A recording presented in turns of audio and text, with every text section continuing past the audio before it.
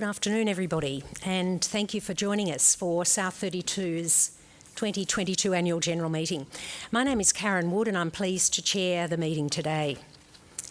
Before we begin, it's my very great pleasure to invite Ingrid Cumming to deliver a welcome to country. But before I ask Ingrid to come forward, I would like to acknowledge the Whadjuk people of the Noongar Nation, and I acknowledge the elders past, present and emerging of the lands on which you are located today and the lands on which South32 conducts its business around the world. In the spirit of reconciliation and respect, we will continue to support initiatives that strengthen the unique cultural and spiritual relationships that Indigenous and tribal people have to the land, waters and seas and their rich contribution to society, to ensure their legacy continues and extends for future generations. So please join with me in making Ingrid welcome as she conducts the Welcome to Country on behalf of the Whadjuk people.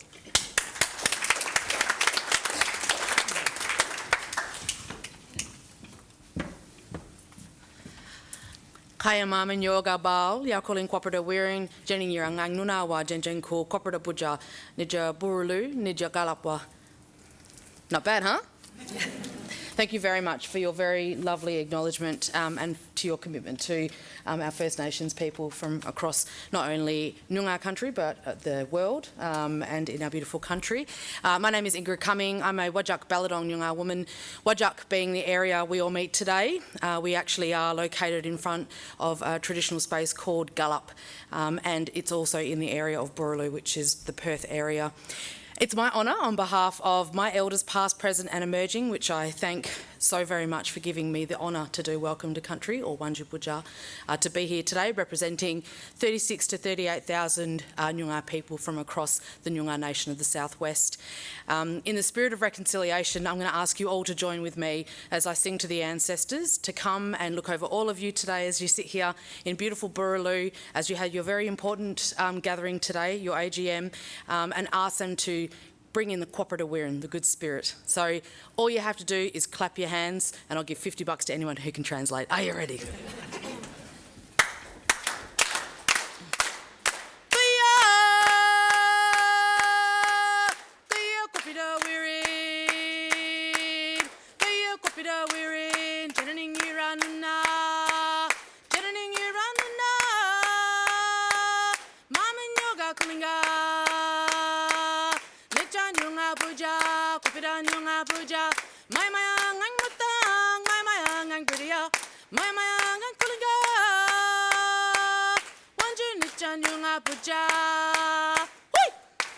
Thank you for joining in. The ancestors do not discriminate. They believe everybody, man, woman, people, are all welcome here on Whadjuk Noongar country. Thank you for joining in ceremony. Know that the cooperative wear and the good spirit is with us all today for this very important gathering, and know that reconciliation is truly in the heart of this organisation, and we are thrilled as First Nations people to walk alongside with you on that journey. Thank you very much. Wanjubuja. Welcome to country, everybody. Thank you.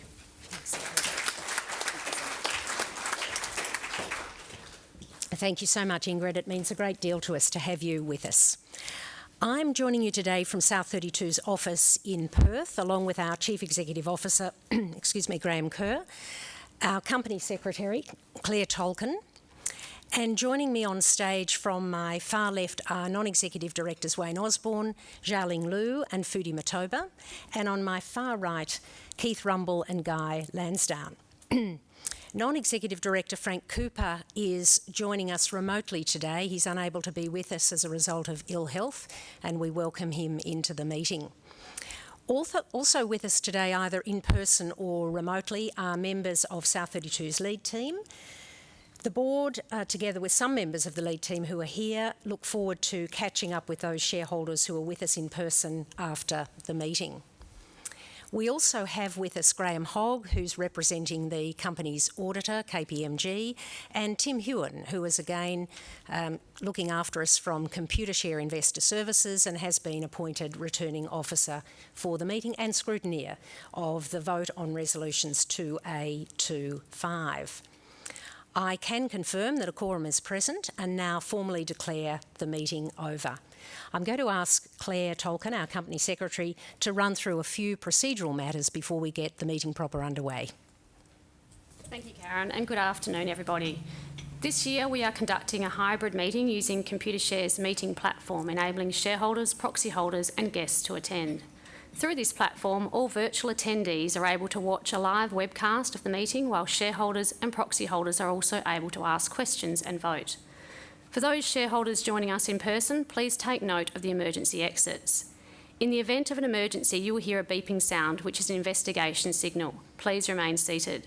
The next sound you will hear is a whooping sound, which is the evacuation signal. Please remain calm and make your way to the nearest exit. South32 and Brookfield staff will direct you to the meeting point down a Mounts Bay Road and will advise when it is safe to return to the building. For those shareholders joining us online, please stay connected and we will message you through the meeting platform as soon as possible. Questions received in advance of the meeting will be read out by our moderator, Hayley Cardy. For those attending in person, microphones are available in the aisles. If you wish to ask a question, please raise your hand and introduce yourself to one of the microphone attendants who will introduce you to the meeting. For those attending online, you may begin submitting questions now by clicking on the Q&A icon. Alternatively, if you wish to ask a question verbally, please dial the appropriate telephone number to be connected to the audio question line. Continue to listen to the meeting, and at the appropriate time, the Chair will ask the moderator to invite you to ask your question. If we receive multiple questions on the same topic, we may group them together when we answer. As stated in the notice of meeting, voting will be conducted by way of a poll on all resolutions, and the Chair will open voting shortly. For those attending in person, physical voting cards will be used. For those attending online, if you are eligible to vote, once voting opens, press the vote icon. To cast your vote, simply select one of the options. You can cast your vote and change your vote on each resolution at any time until the Chair declares the voting closed. If you have difficulties with the platform, please refer to the online meeting guide, which is available under the Documents icon. In the unlikely event that we experience any major technical difficulties, we will provide you with updates through our website and stock exchanges. I will now hand you back to the Chair. Many thanks, Claire. I now declare voting open on all resolutions, so you may complete your voting form and submit your votes online at any time from now. It is a very great pleasure to be back in Perth for this meeting. We've had a gap for a couple of years, as you all know, and I'm conscious that we have people joining us online from around the country and around the world, and I want to thank you for making the effort to participate. While we achieved a lot during the last financial year, we can't overlook the fact that during that year we lost one of our contractors who was working at our vessels mine in South Africa. Mr. Desmond Menez was fatally injured in November of last year while performing electrical work on site. On behalf of all of us on the board, I express my deepest sympathies to Mr. Menez's family, friends and, of course, his colleagues. The board has reviewed the findings of the investigation following Mr. Menez's death and has been briefed on the steps taken to prevent a similar incident occurring in the future. Improving our safety performance is an ongoing focus for the board, for the lead team and, of course, for the entire business. And Graham will speak to some of the work we have underway to achieve this important goal. To meet our commitment that each one of our colleagues goes home safe and well at the end of every shift, we are also focused on supporting our people to feel included and respected at work. We strive to ensure that any work for South32 is undertaken in a way that is consistent with our values and our code of business conduct. As you would expect, we've learned what we can from recent reports into workplace misconduct and sexual harassment in our industry. These learnings have guided us as we identify and respond to the risk factors for harassment, just as we do for other safety risks. At the heart of our work is a commitment to foster a culture where our people feel safe to speak up when they are a victim of or a witness to an incident of misconduct, whatever form that takes. The board, working with the lead team, sets the direction and tone for workplace culture. We're working hard to embed inclusion and diversity into everything we do through the implementation of our Inclusion and Diversity Action Plan. A critical part of that action plan has been the development of our new internal inclusion and diversity standard, which sets minimum requirements for all elements of people management. From this financial year, our measurable objectives include actions targeted at improving inclusion and diversity in our workplace, in addition to measuring the representation of women and black people in our workforce.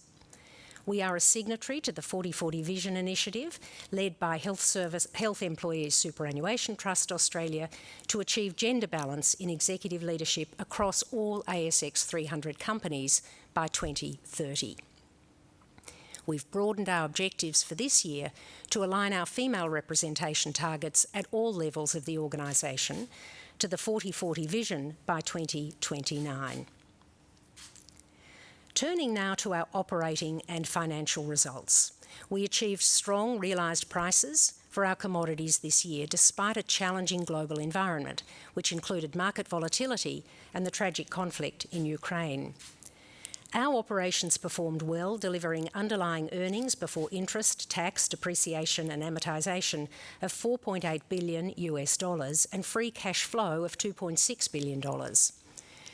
The group's statutory profit after tax was $2.7 billion, and we ended the financial year with a net cash balance of $538 million, having returned $1.3 billion to our shareholders. This included dividends totalling $1.2 billion and $128 million returned to shareholders as part of our ongoing capital management program. We further expanded our capital management program by $156 million to $2.3 billion, leaving $250 million to be returned by September 2023. Our strong financial performance during financial year 2022 and disciplined approach to capital allocation have supported investment in our business to improve our portfolio by increasing our exposure to the commodities critical to the transition to a low-carbon world. This is a fundamental part of our strategy to identify and pursue opportunities to sustainably reshape our business for the future. During the year, we acquired a 45% stake in the Sierra Gorda copper mine in Chile. We increased our shareholdings in Moselle Aluminium in Mozambique and the Minaco Rio do Norte bauxite mine in Brazil. We participated in the restart of the Alumar aluminium smelter, also in Brazil. All are significant steps for our business. The board visited Sierra Gorda in June as we resumed our program of site visits following a 2-year pause as a result of COVID. Graham and I also visited our Hermosa project, where a pre-feasibility study for the Taylor deposit was completed during the year, demonstrating potential for a sustainable, low-cost operation producing zinc, lead and silver. We've commenced the feasibility study on Taylor ahead of a final investment decision expected mid-next year. Graham and his team are also reviewing options to potentially accelerate the development pathway for the Clark deposit at Hermosa, where there is potential to produce battery-grade manganese for rapidly growing domestic markets in the United States. The board also visited Worsley Alumina, which alongside Hillside Aluminium, Moselle Aluminium and Illawarra Metallurgical Coal is an important focus of our efforts to achieve material reductions in operational greenhouse gas emissions. Delivering on our climate change commitment is fundamental to our purpose. We cannot make a difference by using our natural resources to improve people's lives now and for generations to come if we do not address the risks that climate change presents. As many of you will now have seen, we've published our Climate Change Action Plan as part of our Sustainable Development Report. This plan will be put to you today for consideration.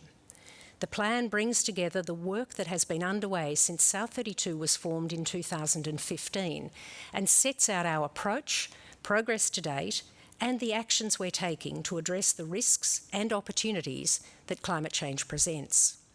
It describes how we're working in collaboration with our stakeholders to prepare our business for the global energy transition, to meet our climate change commitments, and to achieve a just transition for our people, our business, and of course, our communities.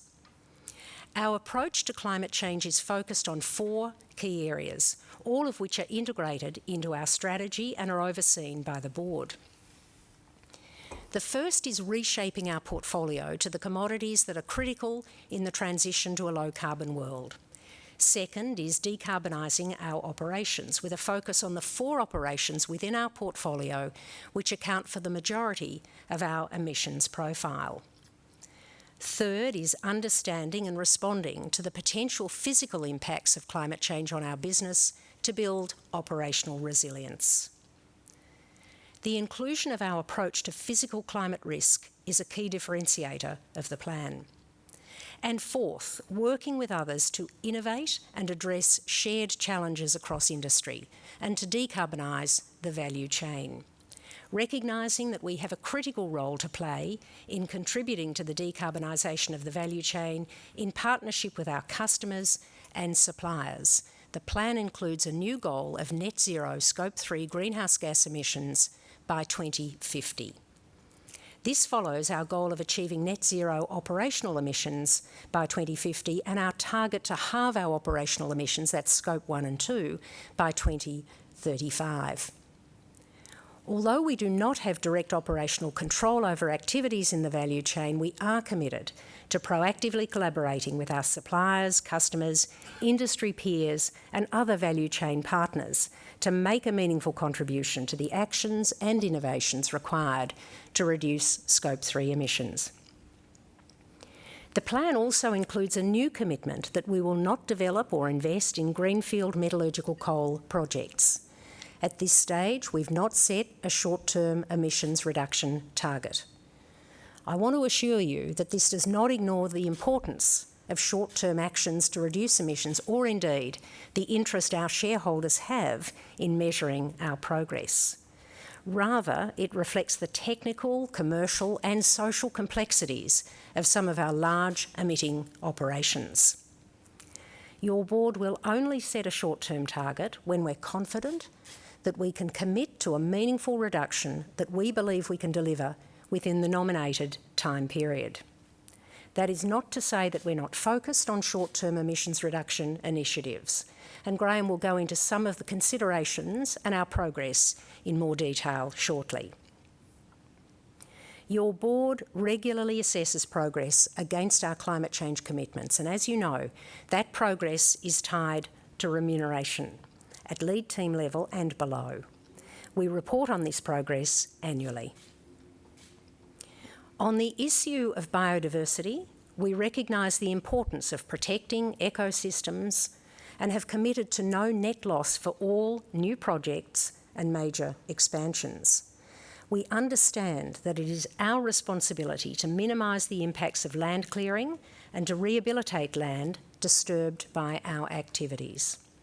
We're committed to supporting meaningful and sustainable initiatives that address key threats and promote improved conservation outcomes within the bioregions where we operate. Just as we have progressed our work to improve our environmental performance, the same is also true of our social performance. This year, we evolved our approach to partnering with our communities to more clearly define how we can contribute societal value through our broader social contribution, including economic development, planning, respecting human rights, and our approach to cultural heritage. Many of our operations and projects intersect areas of cultural significance, and we understand we have a critical role to play in preserving cultural heritage. During the year, we completed cultural heritage reviews for our operations in the Americas and Southern Africa, following similar reviews of our Australian operations in 2021. The reviews inform the ongoing development of our approach to engagement with Indigenous, traditional and tribal peoples. As a significant employer and investor in Australia, we recognise the positive impact we can have on reconciliation. Our Innovate Reconciliation Action Plan has been developed to create a foundation for improvement in areas such as Indigenous employment, Indigenous procurement, cultural awareness, and maintaining strong relationships with Aboriginal and Torres Strait Islander peoples in the communities where we operate. We continue to review progress on our Innovate Reconciliation Action Plan to identify opportunities for improvement. We support the Uluru Statement from the Heart as the pathway towards reconciliation put forward by Australia's First Nations people to enshrine the voice of First Nations into the Australian Constitution. Because of the work we do and the impact it has on communities around Australia, we believe it's important that we use our voice to support this act of reconciliation, which can only foster deeper understanding and more constructive relationships between Aboriginal and Torres Strait Islander peoples and non-Indigenous Australians. We support the opportunity for all Australians to participate in this act of reconciliation. Over the past 7 years, South32 has undergone a major transformation to become a global, diversified producer of the commodities critical to a low-carbon future. This transformational work would not have been possible without the strength of our underlying operating performance, which enabled us to capitalise on record conditions for many of our commodities. On behalf of all of us on the board, I would like to thank our shareholders for their ongoing support and reiterate our thanks to our people right around the world for their hard work and commitment. It's now my pleasure to hand you over to Graham.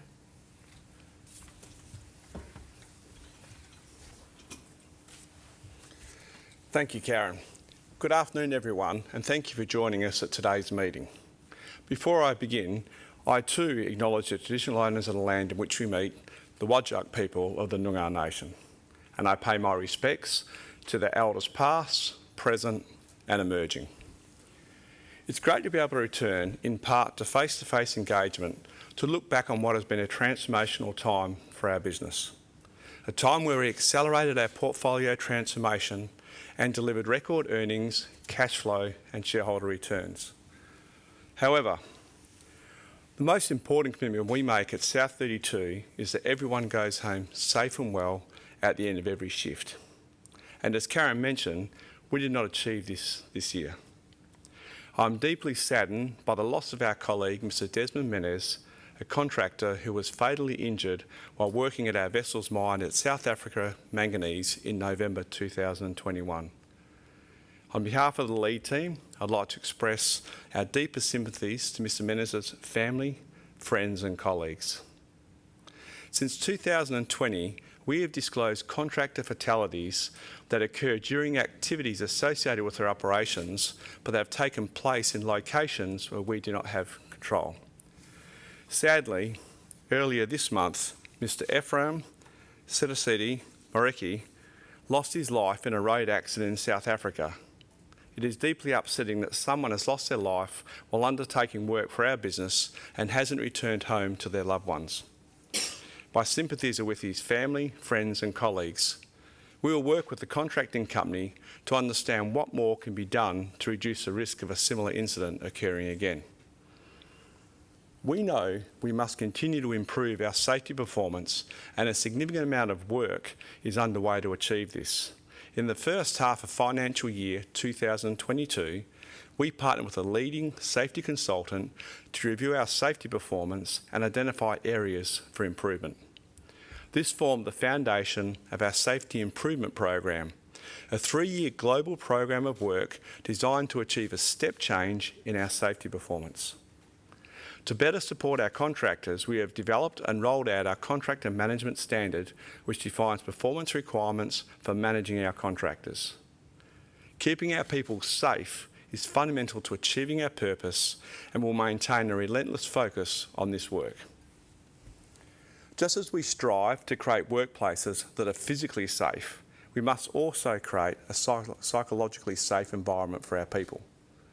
Karen spoke about our commitment to foster a culture where people feel safe to speak up, and we are working to create the culture in order to support our people if they are experiencing any form of disrespectful behaviour, harassment or bullying. All forms of workplace misconduct present a threat to the physical and psychological health and safety of our people.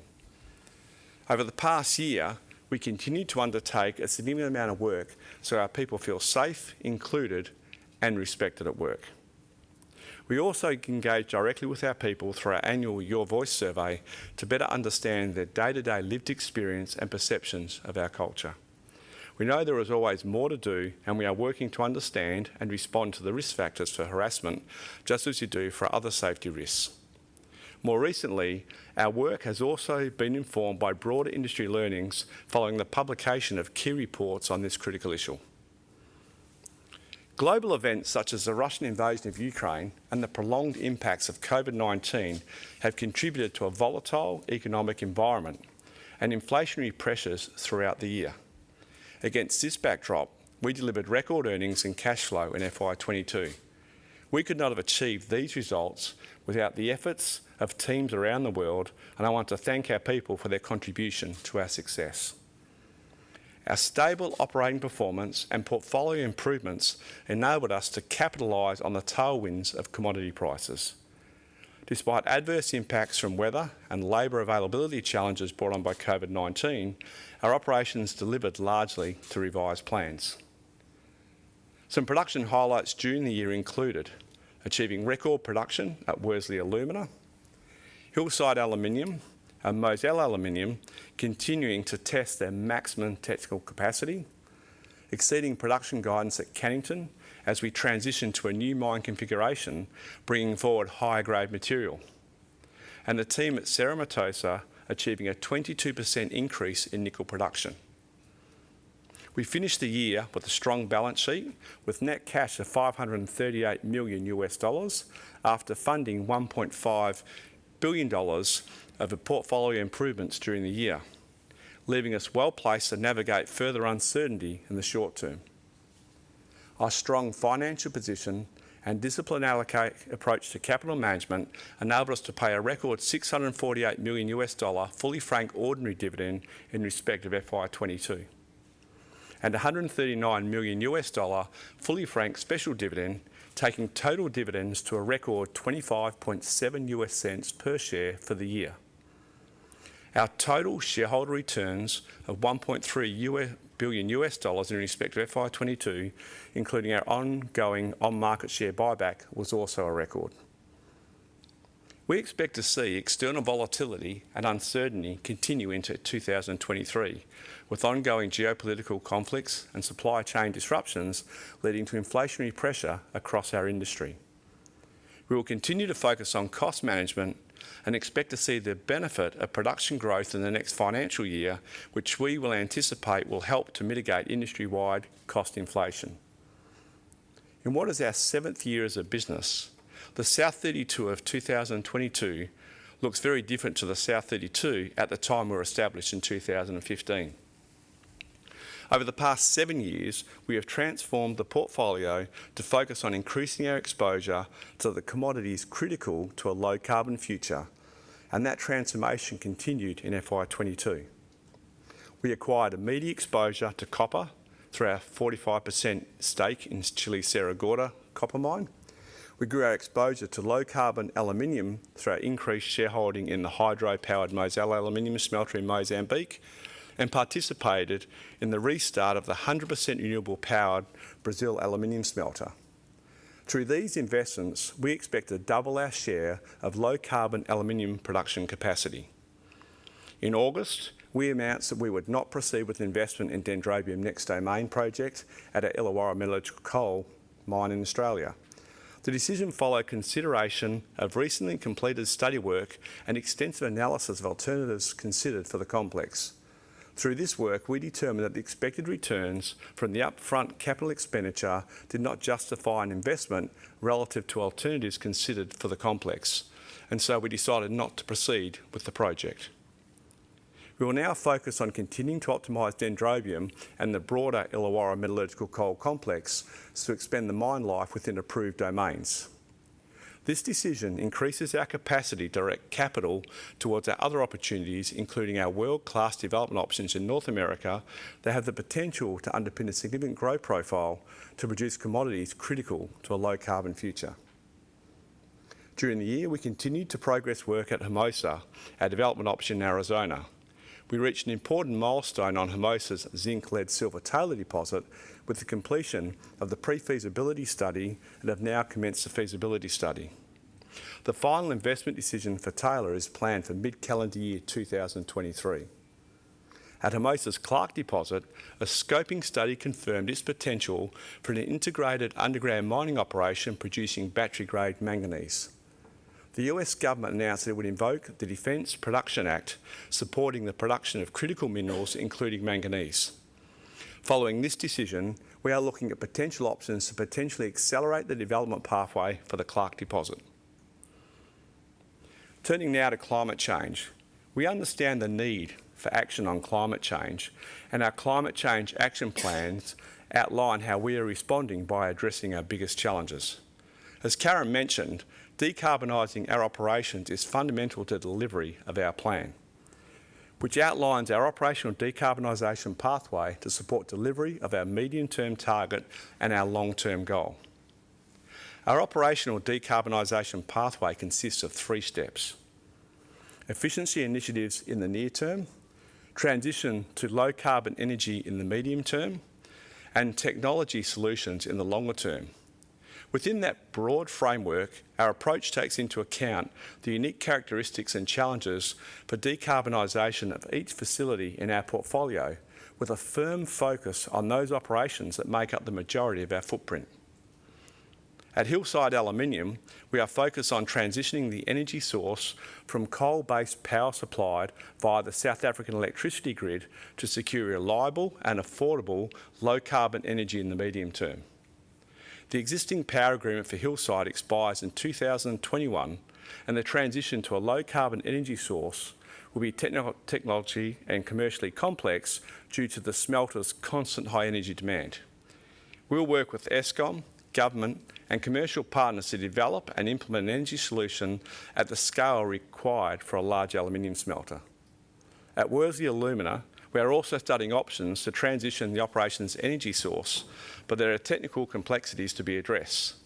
Large-scale deployment of renewable energy such as solar and wind, which do not generate steam directly, would require a change to Worsley's alumina process and energy infrastructure, and a substantial expansion and modification of the energy grid would be required to deliver renewable power at the necessary scale for the industrial users in the region. Therefore, we expect to decarbonise Worsley Alumina in 2 stages. We are working towards a conversion of the on-site boilers to natural gas, which will reduce operational emissions in the medium term. Longer term, we are seeking new technologies to support increased electrification and renewable energy for the refinery, which will require broader investment in shared infrastructure in the region. Given the complexities in decarbonising energy sources for Hillside Aluminium and Worsley Alumina, we have not set a short-term emissions reduction target. We'll continue to evaluate our options, but we will only set a short-term target when we are confident on our pathway to meet such a target. In the interim, we remain committed to prioritising efforts across our operations in the near term, from energy efficiency programs to the maturation and execution of energy switching and technology solutions and low-carbon design principles that have the potential to materially reduce the greenhouse gas emissions footprint of our operations in line with our medium-term target. Delivering on our climate change commitments is fundamental to our purpose. We will continue to regularly review our approach, and we remain committed to transparently reporting on our progress. I look forward to the feedback on our approach. I'd like to touch on the importance of our stakeholders, particularly the communities where we operate. We are committed to supporting and building meaningful relationships in our communities, and we actively engage with stakeholders to understand their interests and aspirations and identify opportunities to work together to create shared value. In FY22, we were proud to invest $31.1 million in community initiatives, an increase of 40% from FY21. Our direct community investment was across our 4 key focus areas: education and leadership, economic participation, good health and social wellbeing, and natural resources resilience. In South Africa, we support the growth of business environment through ESD, Enterprise Supplier Development. We collaborate and work with small, medium and micro enterprises on ESD, which supports South Africa's transition towards fair economic distribution and the alleviation of poverty. Through this collaboration, we aim to do business with an increasing percentage of black-owned suppliers. In FY22, we increased our target for ESD spend from 4.73 to 10.71 million US dollars. By working with suppliers and local communities, we exceeded this with FY2 ESD spend of $17.5 million. Finally, I'd like to again take the opportunity to thank our teams around the world who have worked hard to deliver results in what is a challenging global environment. Their contribution towards our success cannot be overstated. Looking ahead, we are well positioned for FY23, given our growing production profile and strong balance sheet, and we are well placed to capitalise on the increasing demand for the commodities needed as the world transitions to a low-carbon future. We will continue to position South32 for an exciting future over the next 12 months and beyond. Thank you for joining us today and for your ongoing support. I'll now hand back to our Chair.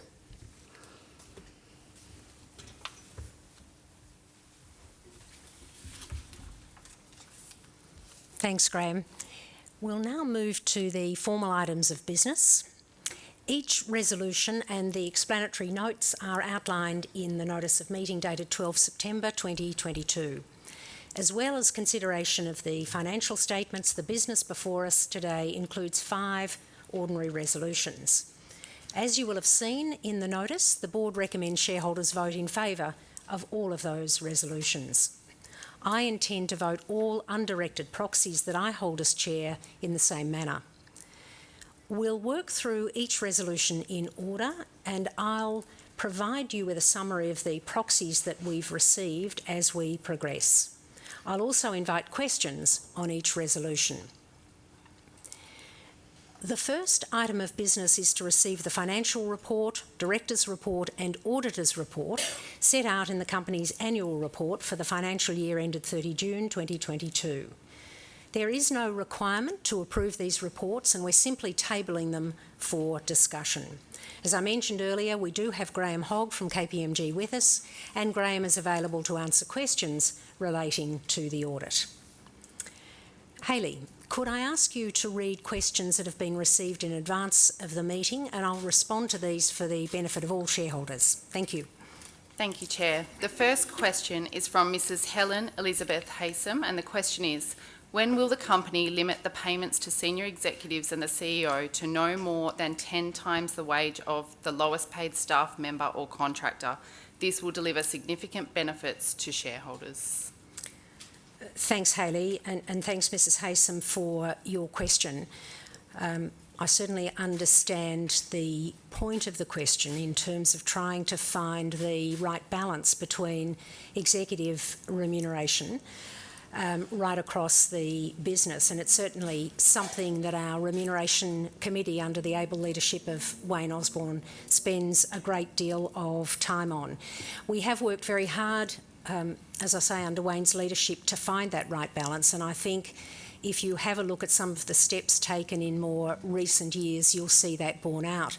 A couple of years ago, Graham waived an entitlement to around $5 million worth of benefit because collectively, and I mean collectively between the board and Graham, we felt that it was beyond a level that was appropriate.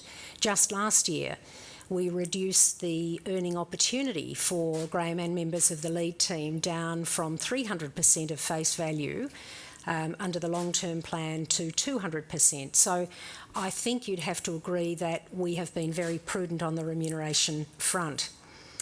I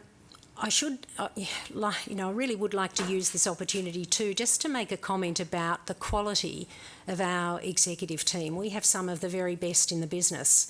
I know that because I also know that not a week goes by that somebody else doesn't try and lure them away from South32. They are committed to the company because they're committed to the purpose of this organisation and the journey we're on, but we have to be realistic about this. We do need to be competitive. we operate in a competitive environment for remuneration. And so while the formula that Mrs Haysom suggests is one way of looking at it, it really would not be in the interests of South32's shareholders to run the risk of losing these quality people. Thanks, Hayley.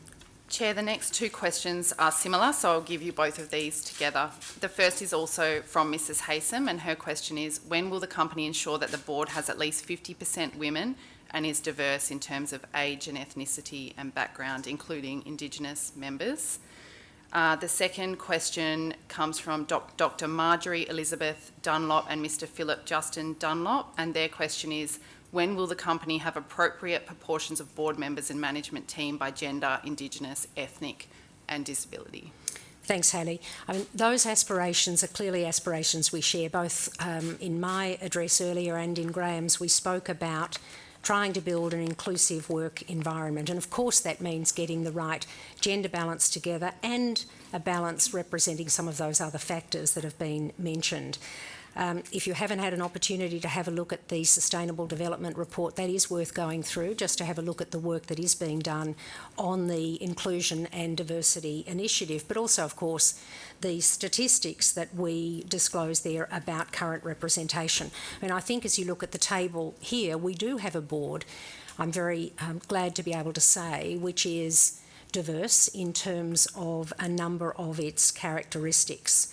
We do measure on an ongoing basis the representation of women in our workforce and, as I said in my earlier address, black people in our South African operations. In fact, I'm happy to say that 62% of the management team across the South African business is represented by black people.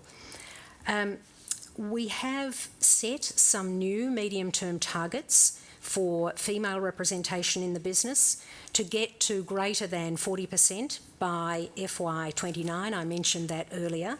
And in particular, females in our leadership groups to bring that number to greater than 40% by financial year 2027. So we're on a path. I also mentioned we are a signatory to the 40-40 vision of HESTA, which I think is an outstanding initiative, and we're of course reporting against that.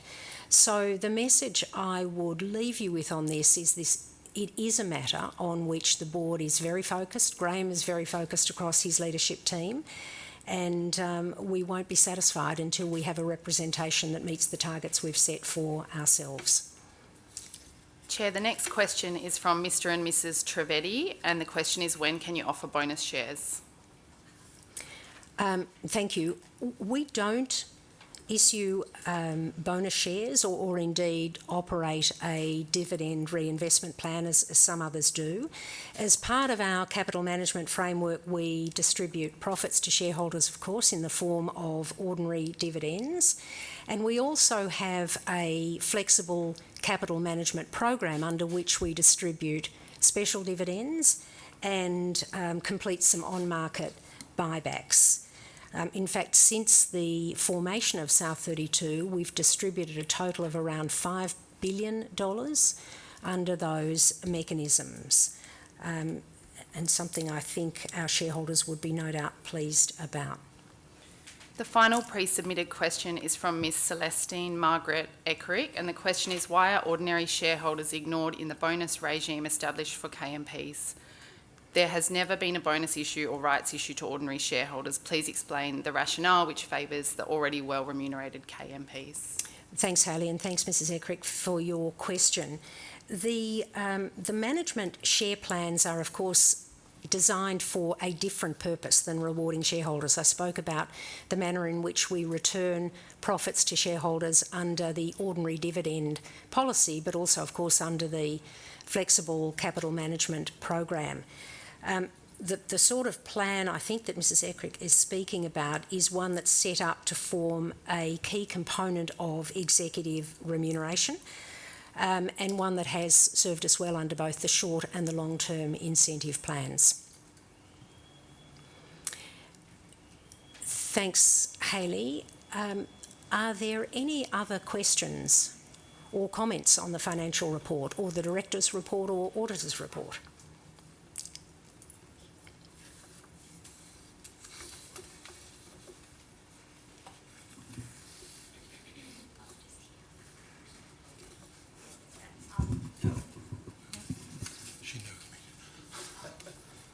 Alan Dixon, representing the Australian Shareholders Association.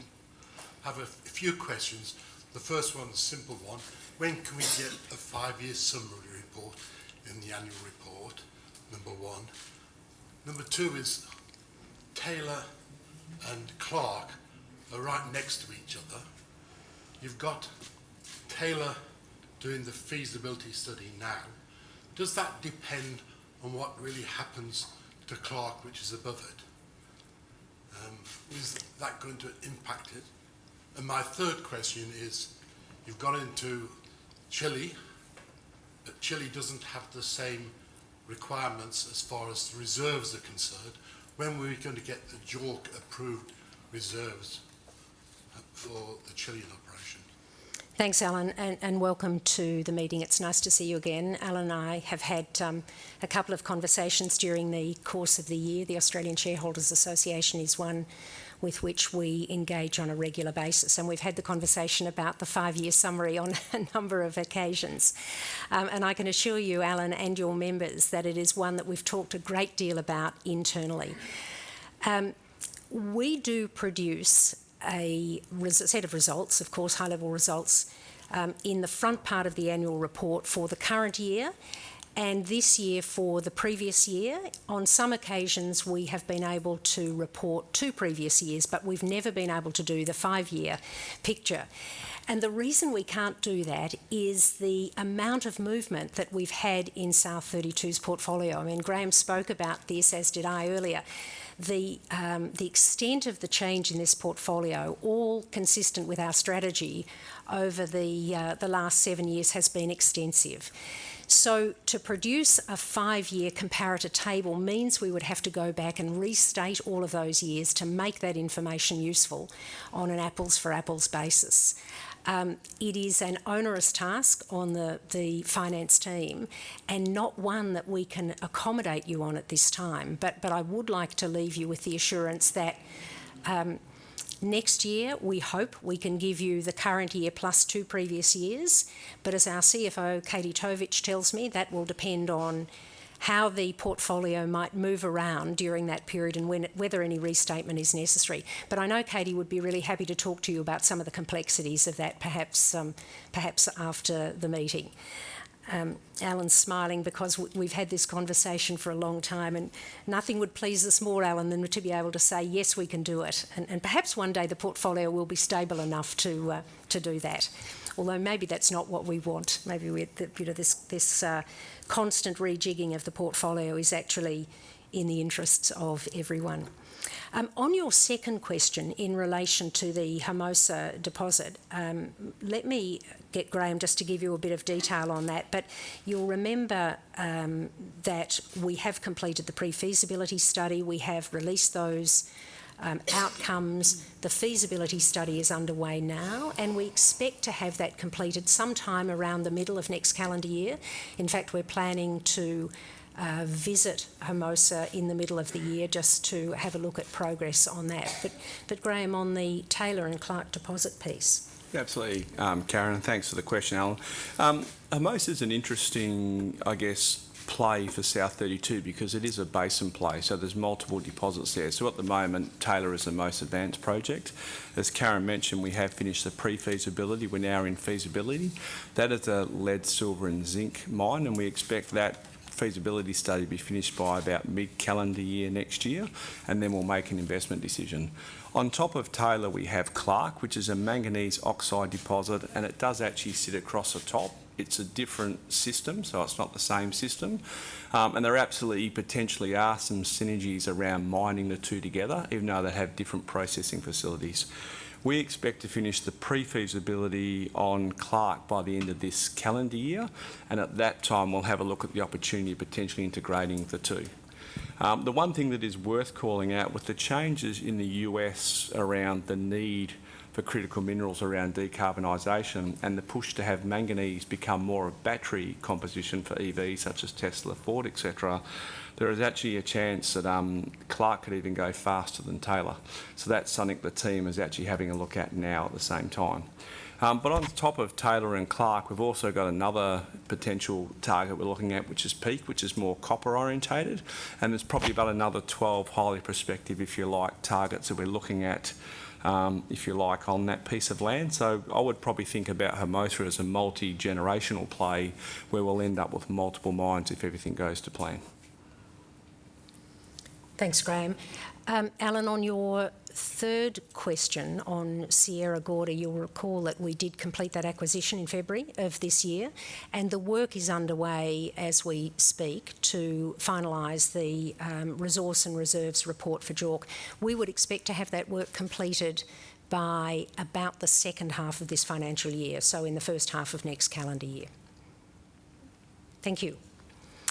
Hayley, any further questions you have on the webcast? Yes, Chair, I have two questions on the webcast. The first is from Mr Stephen Main, and the question is, the South32 Constitution has a director entrenchment provision which requires external candidates for the board to be nominated by 100 shareholders or holders of more than 5% of total shares on issue. This was slipped in by the BHP board with the demerger and is out of step with market practice. When the likes of Lendlease and Orica attempted to introduce this provision, it was voted down by shareholders. Will the board promise a constitutional amendment at next year's AGM to regularise its constitution rather than putting unnecessary barriers in front of external board candidates whose shareholders may wish to support? Thanks, Hayley, and thanks, Mr Main, for your question. I may be wrong because I didn't join the board right at the outset of the formation of South32. I don't think we've had any external candidate put their name forward for election, so I don't think this has been a barrier, but I'll certainly be happy to take your question and your comments back to the board and we'll talk about it. Thank you. Chair, the next question is also from Mr Stephen Main. This is the last question on the webcast. Did any of the 5 main proxy advisors, AXI, Ownership Matters, Glass Lewis, ISS and ASA, recommend a vote against any of today's resolutions? Has there been a material proxy protest vote against any of today's resolutions, and if so, what was the rationale? The answer to that is no, but I do need to put a caveat on that. Some of the proxy advisors, and I'm thinking specifically about ISS, do produce bespoke reports for particular constituents. So in the main proxy report that was published, the recommendation, I think I'm right, Claire, in saying was to vote in favour of all of the resolutions. But in some of the bespoke reports that were targeting particular investors, and I think really bespoke for the Climate Change Action Plan, there was a recommendation to vote against. Thanks, Hayley. Thank you. Chair, I'd like to introduce Tim Frodsham. Hello, Mr Fodgen, welcome. Hello, thanks for your time. Pleasure. Just a quick question. I noted in the company's latest annual report, I think page 131, Eagle Downs, that South32 has categorically ruled out developing or investing in any greenfield metallurgical coal deposits. And with the Dendrobium extension project also off the cards, can you also confirm that South32 will not be pursuing any new brownfield metallurgical coal mine projects, or does South32 plan any extension projects, for example, at Appin? Yeah. Thanks for your question. That is not a commitment that we've made. So we have certainly announced in the Climate Change Action Plan, as you say, that we won't invest in new greenfields projects, but we have not made a commitment not to do any brownfield work at the Illawarra Metallurgical Coal Complex on the east coast of Australia. I should say that our decision to not invest in greenfields projects in metallurgical coal is not because we don't think that there is a significant future for metallurgical coal in the steel making process. It's very difficult for us to think that that commodity will be displaced in that process in, I don't know, a decade, probably more likely 2 decades. And so we intend to continue to run Illawarra to produce metallurgical coal to meet not only our contractual commitments to BlueScope that we supply in that part of the world, but also as a key part of our business. Graham, anything you wanted to add to that? Just maybe on Eagle Downs, our commitment is not to develop a new greenfields operation, so we will not be taking Eagle Downs forward. To Karen's point, we do believe that metallurgical coal is different from thermal coal or energy coal. Today there are substitutes around solar, wind. There are no substitutes today for metallurgical coal. We are lucky that when it comes to metallurgical coal, we produce hard coking coal of the best quality in Illawarra, so it probably has the lowest carbon emissions footprint of that. Ultimately, to Karen's point, we do see that green steel will come via hydrogen, but it's probably somewhere beyond 2 decades, if you like, before that's actually in the position where it's viable commercially and also technically. We have current approvals that happen to around FY37, 38 in the current area. We'll continue to invest in that business to make sure our people are safe and we can deliver on our commitments around hard coking coal, but certainly no plans to develop anything new or buy anything new. Thank you. Thanks very much. Pleasure. Thank you. Chair, I would like to introduce Cyril Toman.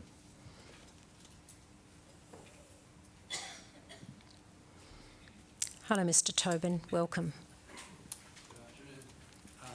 I have a question on the Eagle Downs divestment. The annual report at page 131 notes that the recoverable amount for Eagle Downs has been revised downwards to nil. But the report also states that South32 is continuing to investigate the potential divestment of its interests in that project. Now, given that the International Energy Agency, among others, has concluded that there is no room for new coal mines if we're to have any chance of limiting global warming to 1.5 degrees Celsius, and given that South32's own analysis shows that a 1.5 degree scenario would greatly benefit our company, why doesn't South32 just drop its efforts to divest Eagle Downs to another entity which would try to develop the project? Yeah, thanks for your question, Mr. Tobin. It's a very relevant one as we think about options on these matters. Eagle Downs is a metallurgical coal deposit as opposed to an energy coal, and goes to the differentiation Graham made earlier. We believe and we think this is absolutely fundamental, that steel will be required as the world transitions to a low carbon future. All of the infrastructure that people talk about in relation to achieving that low carbon world will require steel, which means, to Graham's point, we will need metallurgical coal in the world to do that. And so the production of metallurgical coal is going to be important. Now, in any divestment, we are always very careful. We did this when we sold the energy coal business in South Africa, very careful about the people that we entertain a sale to make sure that they will operate as best we can see in accordance with the sort of commitments that South32 has made. So I think you can be assured that we will take our consideration of a disposal of that asset with great seriousness. But we are continuing to look at the possibility of selling our interest in Eagle Downs. Graham? Maybe just a couple of comments I'll add is, one, it's a 50-50 joint venture between ourselves and Aquila, so it's actually a process that obviously we've got some agreement in place that exists in the existing joint venture about taking it forward. The other point I'd make out, while you're right that the IEA report does talk about the fall of metallurgical coal. Metallurgical coal is made up of a variety of different coals. So in that you've got hard coking coal, you've got PCI, you've got semi-soft, for example. Hard coking coal, our own modelling shows that in a 1.5 degree world, there's actually more demand for hard coking coal. So I think it's important to understand you've got thermal coal, you've got metallurgical coal, then you've got a split of different products. It's not a project for us to develop, but there are some people close by that might have some natural synergies in their existing operations. But it's more we've got to work through it with our joint venture partner based out of respect and the history we have together. Thank you very much. Thanks, Mr. Tobin. Appreciate you being with us.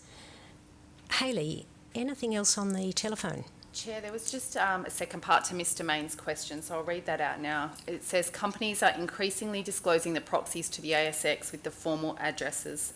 Dexus and Brambles have both done this in recent days. Will South32 do this next year to fully inform all stakeholders in a more timely manner? Thanks, Hayley, and thanks again, Mr Main, for your question. It is actually one that we considered when we were getting prepared for today's AGM. We have always disclosed the proxy results after the vote in the room. Over recent years, we've canvassed shareholders who attend the meeting to see how they would best like to see proxies, either before they vote or after. And we've come to the conclusion that those who are here would actually like to vote before they know what the outcome is, but get a disclosure after that vote has taken place. So that's what we've elected to do today. We think that's the better course, but of course we're always open to the views of shareholders if they would like to see a change on that front. Thank you. It doesn't look like... Oh, yes, we do.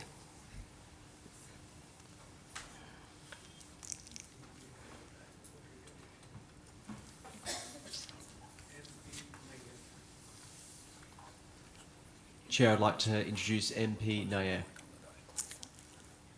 Hello, Mr. Nair, welcome. Just a simple question. Your reports are good. What you see you achieved as an achievement last year? One achievement? Anything you see that you people did a good job. Okay. Number two, you were demerged 7 years back. Can you tell me what benefits you have till today? And third is, I do not see lithium and rare earths in your portfolio. What is your plan? Let me just try and answer the first couple of questions. I'm not sure I got the third one, so don't go away because you might just need to help me with that. Look, there's been an enormous number of achievements over the course of the last financial year. I think the way in which the management team have led the reorientation of the portfolio to focus on commodities with a future in a low-carbon world has really been outstanding. We spoke about some of those earlier. The acquisition of our interest in the copper mine in Chile, increasing our exposure to renewable-powered aluminium has been very important.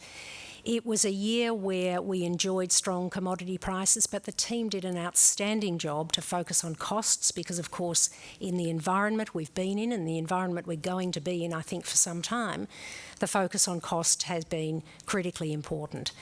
And third, and I don't say this by any means as the least because it is really the most important thing, is the work that Graham has led across the organisation to renew our focus on safety. You know, we talked earlier about the loss of Mr Menez in November of last year, a contractor. All of the fatalities that South32 have had since demerger have been in South Africa, and a majority of those have been contractors, which means we have had to focus very carefully on how we are supporting contractors to support our business. So they're the things I think that I would focus on during the course of the year. Your second question? Well, the second is you demerger from BHP 7 years back. Yes. Correct? Yep. I was in that meeting when Jack Nosser announced that. Today, what do you think you have done changes in 7 years and achieved better? Yeah. Well, look, I think I think Graham spoke to some of these things when he spoke about how the portfolio has changed and the nature of the company has changed over that period of time. Assets have gone out, low-performing assets have gone out, other assets have come in, completely consistent with our strategy. We don't think about this as doing better than BHP. There were very good reasons to separate South32 from BHP. We are a different organisation. We're a significantly smaller organisation with fundamentally different assets. But I think Graham has built an outstanding team of people right around the world. He's been able to work through that team of people to improve the operating performance of the assets that we have. performance that I think is evident through the work that has been reported over the previous 7 years. So, you know, the board would look at the progress that's been made and say, I think it met the expectations of the board at the outset of the demerger. You know, I mentioned earlier the return of almost, actually just over $5 billion to shareholders over that period of time. So it's very significant. And you did have a third question, but I'm sorry I didn't. I do not see lithium, rare earth metals, or metals which technologies will need in your portfolio. What is your forward plan for that? So, did you, in the portfolio? Yeah, I'll take that one. So the question is around lithium and rare earth minerals. Correct. Maybe just building on Karen's response to the second question, when we started from the demerger, we probably had a commodity exposure of roughly 50% bulks, 50% base metals. The base metals component is important because while you're right on lithium, if you think about things like silver, zinc and copper, which we didn't have at the time, they're all going to be exponentially needed in a world that decarbonises. So we've had a strong focus on how we get exposure to that. We'll come back to lithium, rare earth minerals. If you look at where we are today, 50-50 at the time of the demerger with no growth options. You know, today we've probably got a split of 75% base metals, 25% bulks, and if we deliver on our plans around Taylor, etc., we'll probably move to 85% base metals exposure. We also, at the time of the demerger, had no growth portfolio. You know, this year we're going to double our production of green aluminium, which is another metal critical as the world decarbonises. And we've got a compound annual growth rate this year of roughly, depends on your commodity price, let's say it's around the 10%. And going forward, we have a number of growth options in the Americas. So I think we're very different from when we started. And the metals we have are very important to how the world's going to decarbonise. For example, the demand for zinc will actually more than double. Manganese, we believe, has a role to play in battery technology, and copper and aluminium are also critically important. Lithium is an interesting one because lithium is a commodity we like, but it's fair to say at the moment we think it's priced very high. And we think over time that'll correct and that might present an opportunity, but we do like lithium. I guess where we probably a little bit interested in watching is there's a lot of potential lithium supply in South America that hasn't eventuated that we thought might have. That's something we'll continue to watch. Rare earth minerals is interesting. We like them, but they're a very small niche market. What we would really like to add to the portfolio is more nickel, zinc and copper. All of those are critical, if you like, in the decarbonisation world and have equally as attractive growth rates, if you like, around lithium, but they're actually something we bring skills to the table to as well. Does that help? No, that's good. The reason I asked lithium is emerging technologies will need it, right? Yep. Plus it gives you a balanced portfolio in mining. And I think when I saw, you know your operations better. I just opened that page and I said we are far behind. 5 years later you will have everybody's running for lithium and you say we don't have. Yeah, I guess part of our challenge is to do things at value for our shareholders. If we went out and bought it today, I'm not sure we'd make money for our shareholders, whereas I do think there are opportunities in zinc, nickel and copper that will. But we'll keep watching lithium for those opportunities. We like the commodity. Okay, thank you. Pleasure. Okay, we do have another question. Hi, Alan. I've just been reading the September quarter report and I see you've got coal problems for Worsley and you're talking about even importing it. Are you importing that from Illawarra? Or are you going to fast track the conversion to gas? Yep, you are right, Alan. We do have coal problems at Worsley and I'll ask Graham to comment on that. But no, we're not importing it from across the country. We're very reluctantly having to import because we can't access coal from the two suppliers that we have at Collie. And so the first shipment that we are going to import will come from Indonesia. That's about 15%, I think, Graham, of Roughly, give or take. of requirements. But you might want to just add to that. Yeah, look, I think good question. First and foremost, the coal that comes out of Illawarra, again, is hard coking coal that's best used in steel making. It's not designed for energy generation. In particular, what Worsley needs is steam for the process, so it's not suitable for that. We will import a portion of coal from Indonesia to try and supplement where there are gaps. To give some context at the moment, we do have gas. We have coal burners down at Worsley that we're actually working through a process of slowly converting them to gas, because that will actually dramatically change our emissions profile. It's not around the capital. It's 5 boilers, about $10 million US a boiler. We've got plans for the first and the second one already in train. The bigger challenge at the moment is the availability of gas in Western Australia. So that's what we're sort of watching. The coal situation is interesting because we share, if you like, 2 suppliers of coal that also feed the power stations that provide the power for Western Australia, in particular the South West grid. We're working very closely with the government, the coal suppliers, to make sure that we don't also interrupt what's going on with the power stations and hence the domestic users of coal. But ultimately we plan to move from coal to gas and then gas to another form as technology develops. Thanks, Graham. Thanks, Alan.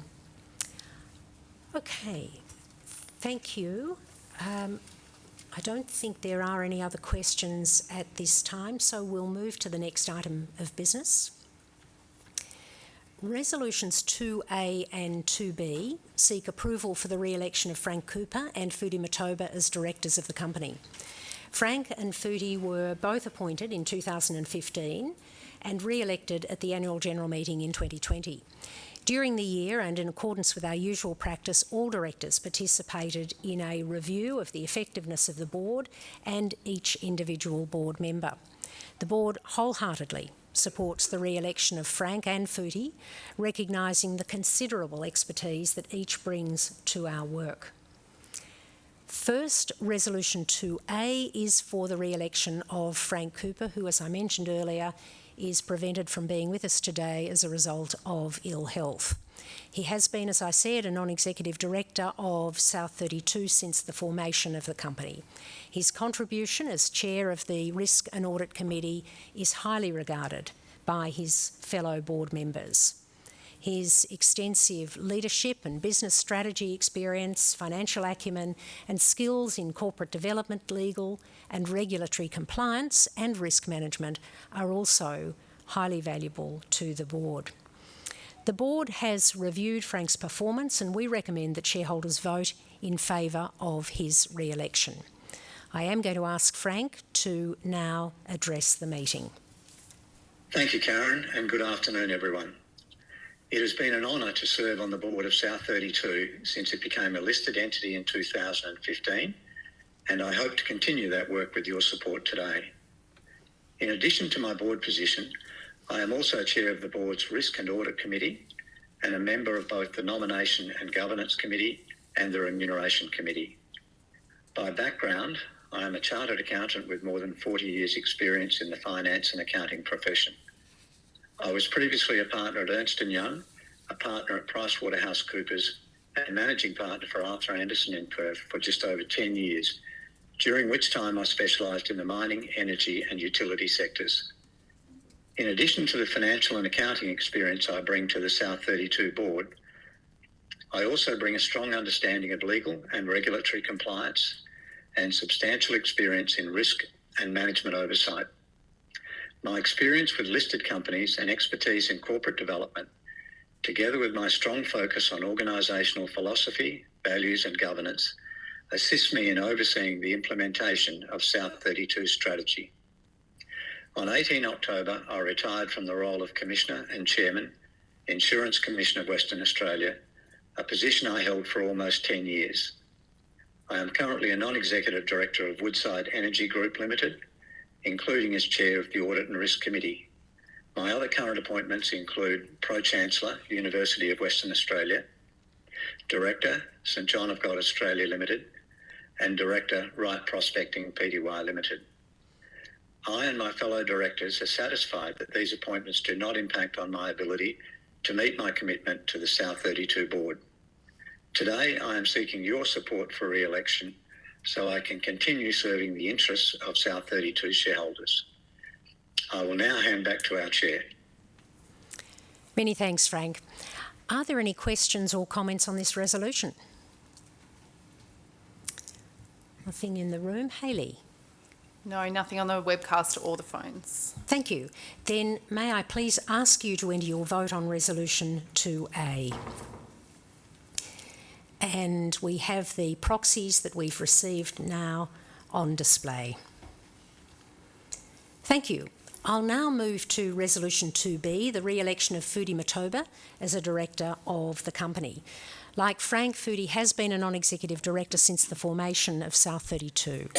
Her contribution is highly regarded by the board. In particular, Fudi brings financial, economic and public policy expertise and leadership experience, together with her extensive social performance and community skills and knowledge. Following the review of Fudi's performance, the board recommends that shareholders vote in favour of her re-election. I now ask Fudi to address the meeting. Thanks, Fudi. Thank you, Karen, and good afternoon, everyone. It has been an honor to serve on the board of South32 since it became a listed entity in 2015, and I'm seeking your support for re-election today so I can continue serving the interest of South32's shareholders. In addition to my board position, I'm also a member of two of South32's board committees, the Nomination and Governance Committee and the Audit and Risk Committee. I'm a chartered accountant with an extensive career in business and community engagement in South Africa. I joined Deloitte and Touche in 1988, specializing in financial services. I was one of the first African black women to be appointed partner by one of the big four accounting firms, and I was later appointed chairman of Deloitte Southern Africa. I bring financial, economic, and public policy expertise and leadership experience to the South32 board, and an extensive knowledge and experience in social performance and community and stakeholder engagement. I'm a co-founder of Teach South Africa, which recruits graduates to teach maths, English, science, and technology in underprivileged schools. And I've held several board positions on organizations focused on economic development and community engagement. I've also held positions including as a member of the International Monetary Fund Advisory Group on Sub-Saharan Africa, the World Economic Forum Global Advisory Council, and the United Nations Global Compact. My other current appointments include non-executive director and deputy chair of the Public Investment Corporation Limited and a chair of its audit committee, an organization with US dollars 134 billion assets under management. A director of Discovery Bank Holding Limited, a lead independent director and audit committee chair of Discovery Bank Limited, a director of Vumelani Advisory Fund, and the director of the International Women's Forum South Africa. I and my fellow directors are satisfied that these appointments do not impact on my ability to meet my commitment to the South32 board. It has been an honor to serve on South32 board over the past 7 years, and I hope to continue that work with your support today. I'll now hand back over to Karen. Thank you. Thanks, Fudi. Are there any questions or comments on this resolution? We don't have any in the room. Hayley, anything from you? No, no questions, Chair. Thank you. So may I now ask you to enter your vote on Resolution 2B, and in accordance with our practice, the proxies are displayed on the screen. I'm delighted that Frank and Fudi have been re-elected to continue their outstanding work for South32. I'll now move to item 3, which refers to the adoption of the remuneration report for the year ended 30 June 2022, and that can be found on pages 74 to 102 of the annual report.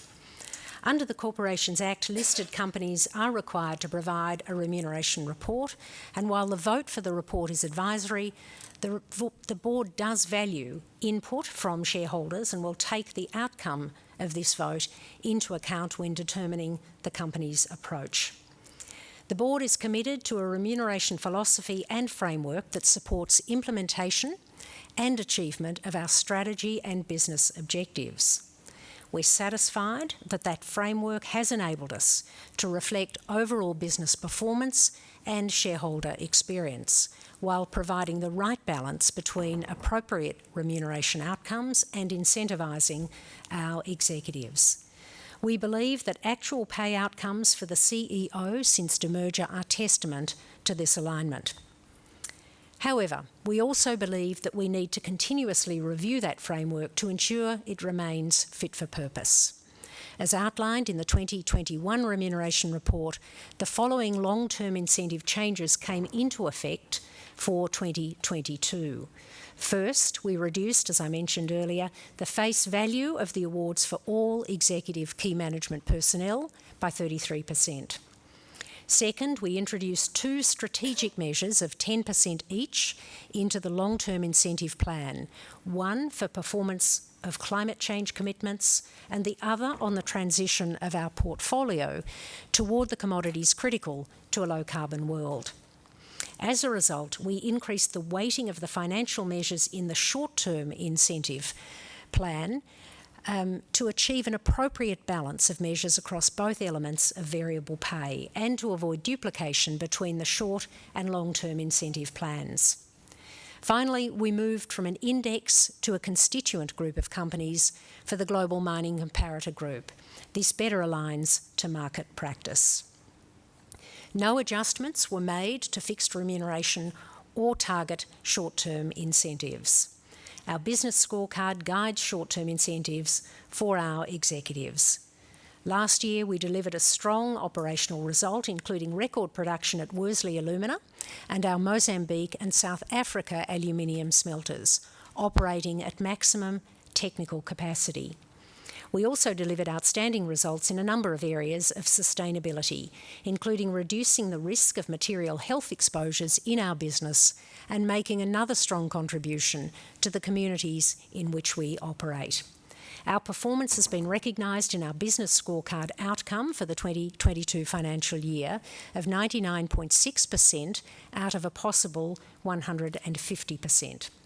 Notwithstanding our strong financial results, the board exercised its discretion to apply a negative business modifier to reduce outcomes by 20% for the CEO and the Chief Operating Officer of the African operations at the time of the fatality at our Vessels mine that we spoke about earlier. The board also recognised Graham's individual performance for 2022, including his leadership and significant individual contribution to the strong financial performance and record returns to shareholders. As a result, Graham received a short-term incentive outcome of 112% of target, or 74% of the maximum available under the plan, which is the first time he's received an STI outcome above target. The long-term incentive is the component of executive remuneration most closely linked to the shareholder experience. It rewards executives for delivering shareholder returns that exceed peer benchmarks. Although our total shareholder return over the 4-year performance period was 37% and 60% in the 2022 financial year alone, this fell short of the threshold level required for vesting, and all of the 2019 financial year long-term incentive awards lapsed. No changes are proposed to our remuneration framework for the 2023 financial year.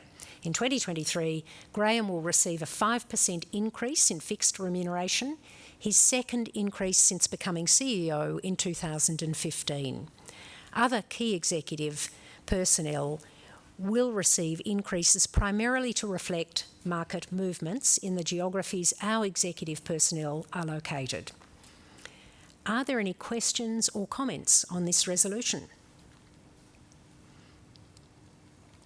It doesn't look like we have any in the room. Hayley, do you have any online? No, we have no questions online or on the phones. Thank you. Then I'd now ask you to enter your vote on Resolution 3. The voting restrictions for this resolution are set out in the notice of meeting. And of course we have the proxies received on display now. Thank you. I'll now move to Resolution 4, which is to seek shareholder approval for the proposed grant of rights to our CEO. While we intend to source the shares that will be allocated to Graham if his award vests from the market, the board is seeking shareholder approval in the interests of transparency and good corporate governance, and to preserve flexibility to issue shares if that is considered more appropriate at the time of vesting. The rights relate to Graham's long-term incentive for the 2023 financial year and the deferred equity component of his short-term incentive award for the 2022 financial year.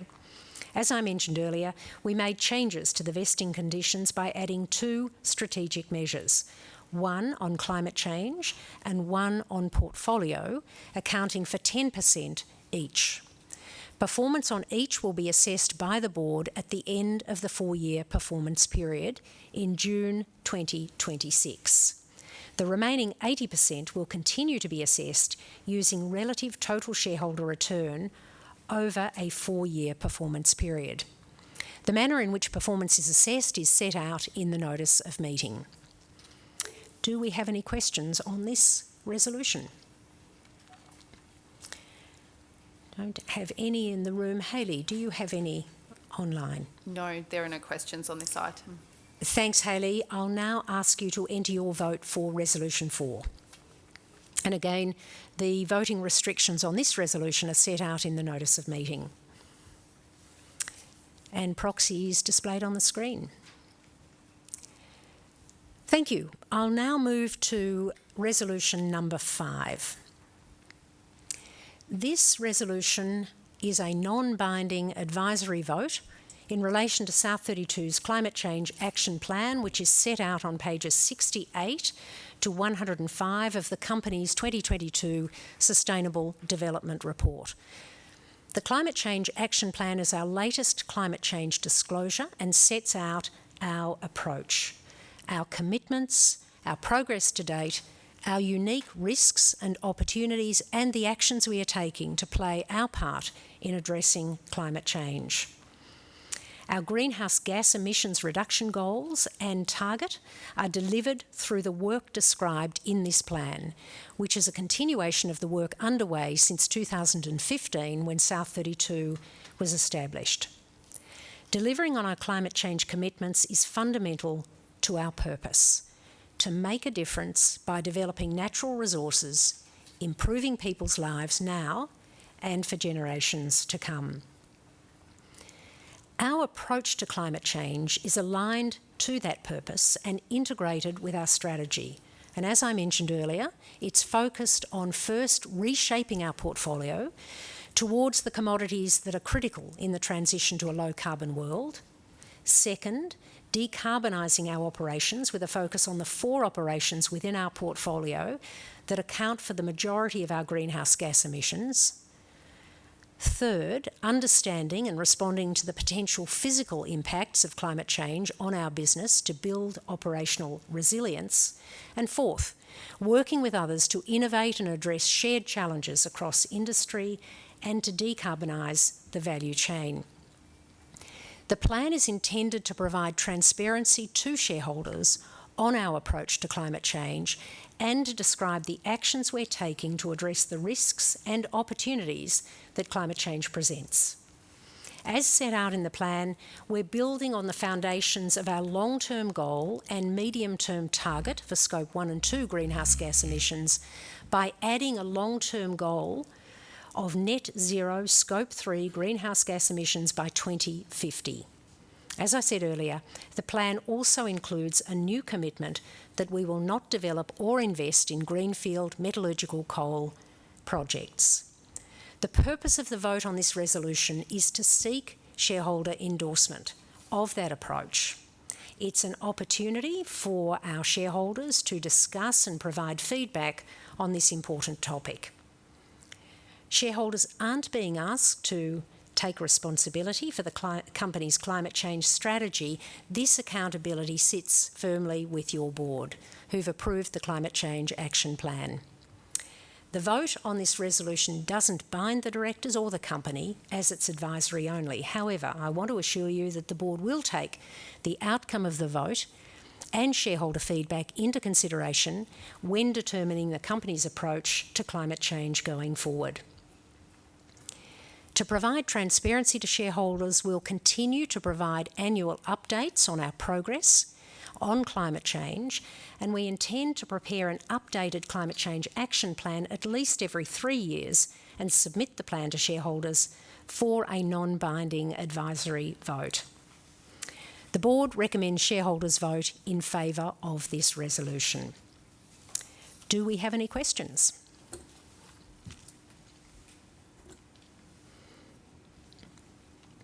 Hayley, it doesn't look like we have any questions in the room. Do you have any from the webcast?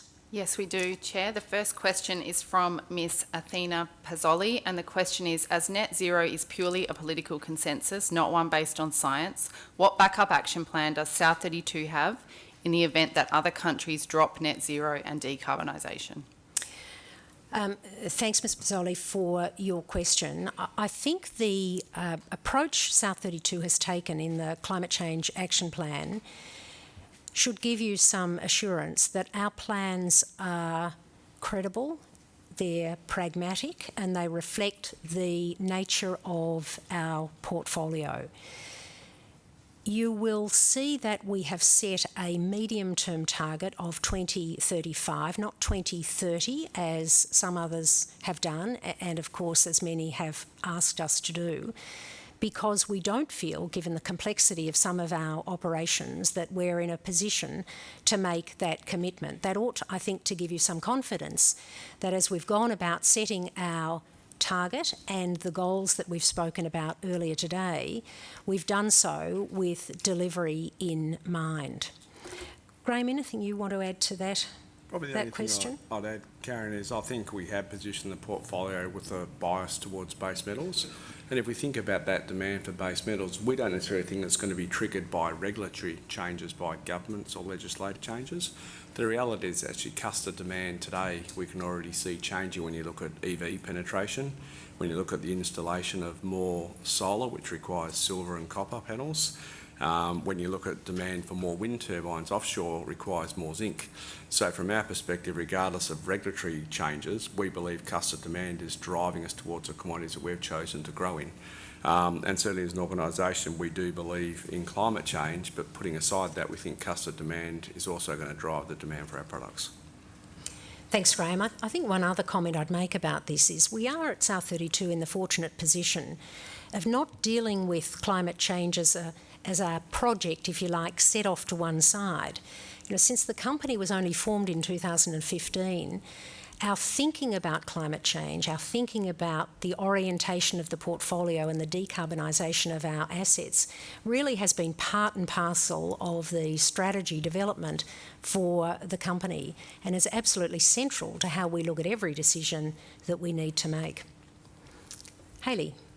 The next question is also from Ms. Pazzoli, and the question is, how much in dollars is it costing South32 to do all this net zero action? Is South32 painting itself into a corner of decarbon only to find demand for these drop off in the future? Look, I think that the answer to that goes back to the comments I made earlier, which is about the prudence with which we've gone about putting our climate change action plan in place. So I don't see that as a risk, but Graham, do you want to? Look, the majority of our carbon emissions come from two operations, Hillside and Worsley. Both of those, it's not about spending capital. As I talked about the boilers, the cost of converting a boiler is not materially high in terms of CapEx. It's more about energy sources. And if you look at South Africa, there will naturally be a move towards renewables, and we look to actually tap into that move, not to build our own renewable capacity. And as you think about what happens in Worsley around the coal that's sort of supplied to create the steam as part of the Bayer generation process, that coal is naturally moving towards gas as coal runs out. So it's not very capital intensive for us. It's more about the energy sources and the long-term security of our business. Thanks, Graham. Hayley. Chair, the next question is from Fiona Deutsch, and her question is, we note that our company's 2022 Climate Change Action Plan states that metallurgical coal demand will be higher under a 1.5 degree scenario. We also note that the International Energy Agency states that under its 1.5 degree scenario, metallurgical coal demand falls almost as fast as thermal demand, and no new mines will be needed. Why has South32 reached such a different conclusion from the IEA on the role of metallurgical coal in a low-carbon world? Thanks, Hayley. I think we largely addressed this question earlier in the meeting, and in particular, just to emphasise the view that we have, a well-supported view, that metallurgical coal will continue to be required as a key component of the steel-making process for a very long time to come, and the importance of steel in supporting alternative energy sources. So, Graham, anything you think we've missed in answering that earlier question you wanted to highlight? The only thing I'd cover off is we don't dispute the IEA's finding that metallurgical coal decline will drop off because it's made up of hard coking coal, semi-soft, PCI, etc. What we model in our numbers is hard coking coal, which is a component of metallurgical coal. And we do believe that that demand will grow in a 1.5 degree world because of the reasons that Karen spoke about. So we don't disagree with the outright finding, it's more the subset of what we believe that's important. Thanks, Graham. Hayley. I have another question from Ms. Pazzoli, and her question is, given the complexity of decarbonising and the enormous costs, what proof do you have that this is based on real science? Thanks, Ms. Pazzoli. I assume you mean our target and our goals when you ask about the real science backing it. I said earlier that we haven't gone into the preparation of the Climate Change Action Plan lightly. The board has played a key role in working with the management team to come up with the commitments that we've made, commitments that go to all aspects of the strategy. But if we think about the particular projects across our assets, and Graham spoke earlier about the 4 key assets that contribute most to our emissions profile, then a considerable amount of work is being done at the asset level to roll out these decarbonisation projects. Some of that work will depend on technology to emerge, but some of that work is underway now. I think it's important perhaps to understand not only the weighting of our emissions profile, but also some of the complexities involved in the work that we're doing. Nearly 60% of our Scope 1 and 2 emissions come from one asset. That's the Hillside aluminium smelter on the east coast of South Africa. The commercial, the technical, the social complexities involved in dealing with that significant contribution to our emissions profile are immense. And it is the reason, as I indicated earlier, that we have a 2035 target, a realistic target, we think, to reduce our greenhouse gas emissions in a way that not only takes those technical and commercial complexities into account, but the very real social consequences of dealing with that particular problem for us. And I think, you would all be familiar with some of the challenges in working in that part of the world, which we can elaborate on if you would like. Hayley, anything else? Chair, the next question is from Stephen Main, and his question is, why not commit to a non-binding climate change action plan vote every year, just like the non-binding vote on the remuneration report? Also, when disclosing the outcome of voting on all resolutions today, could you please advise the ASX how many shareholders voted for and against each item, similar to what happens with a scheme of arrangement? This will provide a better gauge of retail shareholder sentiment on all resolutions and was a disclosure initiative adopted by the likes of Metcash Altium and Dexus last year, and Tabcorp did it yesterday. I'd be interested to see how many retail shareholders supported the Climate Action Plan. Thanks, Mr Main. Let me take that second suggestion on board. On your first question, we did spend a lot of time thinking about whether we would put the Climate Change Action Plan up for shareholder consideration on an annual basis or every 3 years.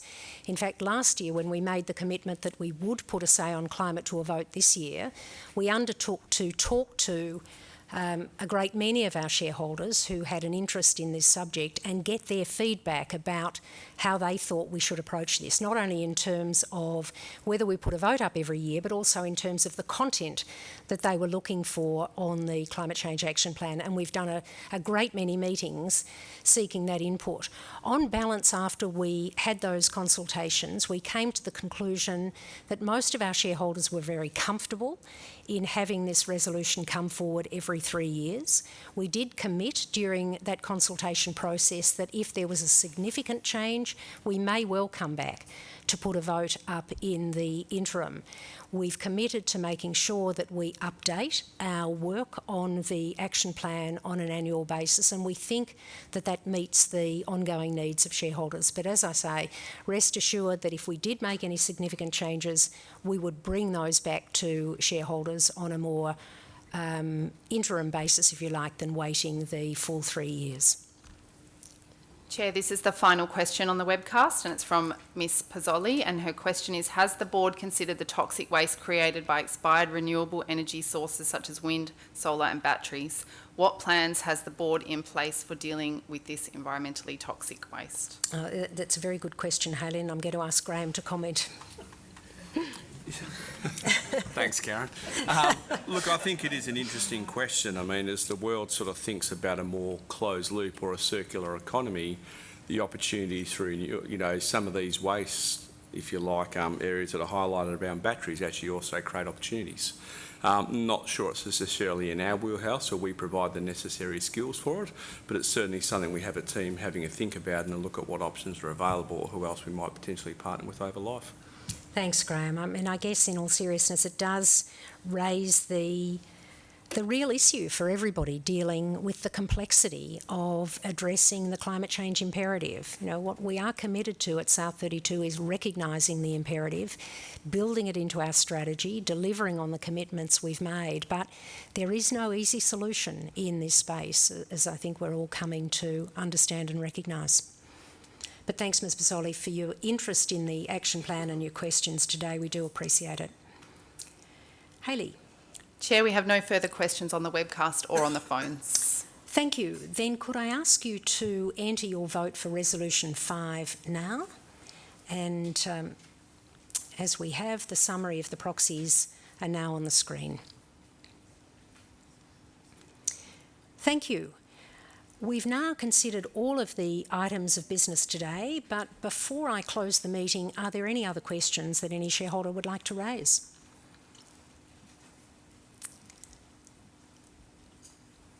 We do have one in the room, thank you. This is irrespective of climate change, independent of that.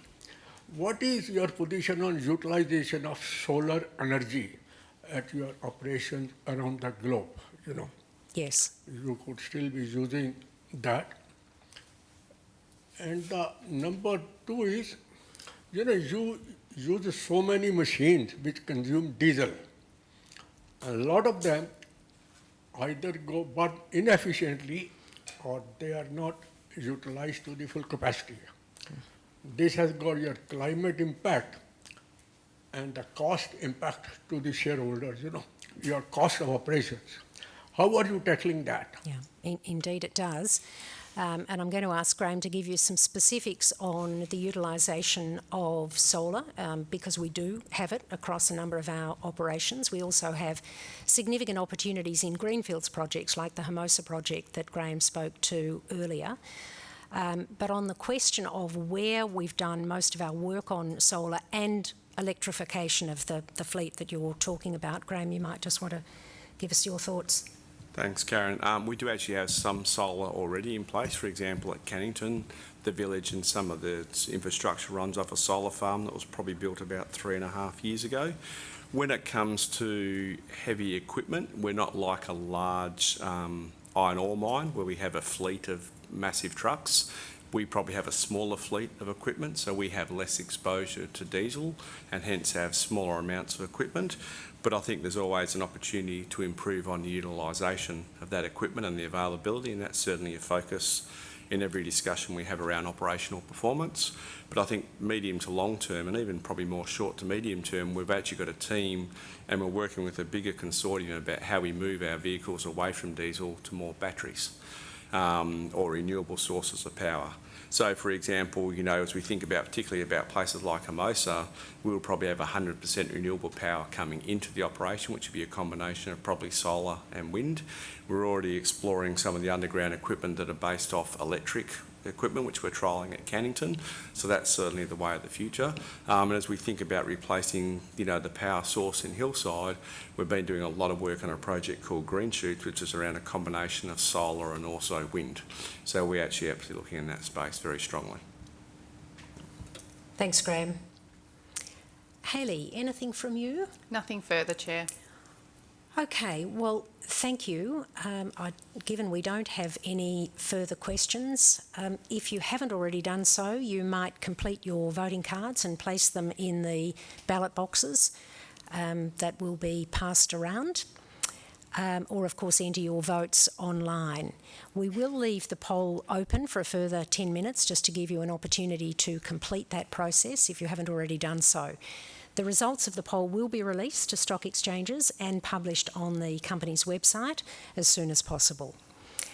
That does bring us to the end of the 2022 AGM, and on behalf of all of the members of the board and all of us at South32, I would like to thank shareholders and guests for joining us today, and I invite those shareholders who are able to be with us in person to join us for some refreshments. We do look forward to your continued support in the coming year. Subject to the finalisation of the poll, I now declare the meeting closed. Thank you again and good afternoon.